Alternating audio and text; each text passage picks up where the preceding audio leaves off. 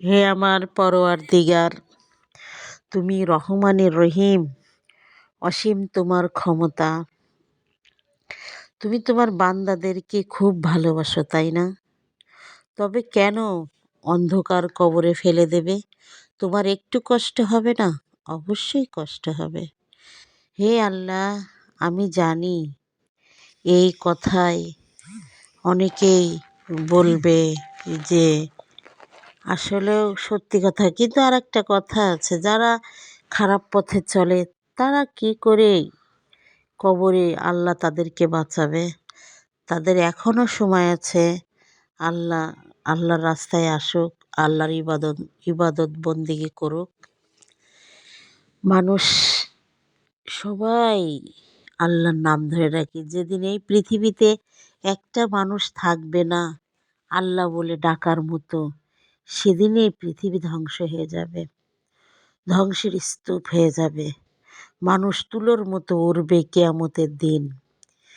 এই কিয়ামত শুরু হলে পশ্চিম দিকে সূর্য উঠবে।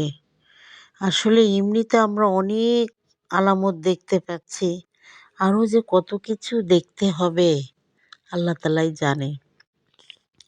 তবে মুমিন তারাই যারা আল্লাহর নিশিরাতে আল্লাহর ডাকে ওঠে, আল্লাহর সাথে কথা বলে, তারাই আল্লাহর সাথে প্রেম করে, ভালোবাসে, তাদের আত্মার সাথে মিশে থাকে এই আল্লাহ। আল্লাহ গো, দেখা দাও না এই অধম বান্দার। আমি একটা অধম পাপিষ্ঠ বান্দা, আমি কি তোমার দেখা পাবো?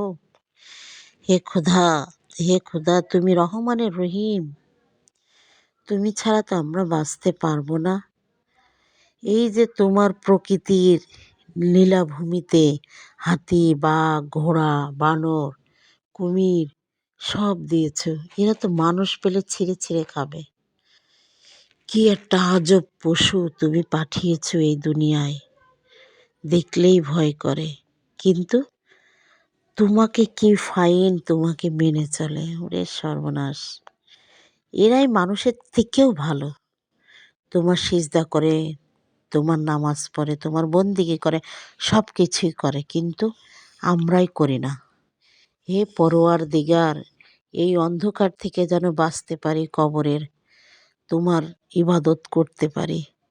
তোমার ইবাদত না করলে তো আমরা বাঁচতে পারবো না। আমরা বাঁচতে চাই,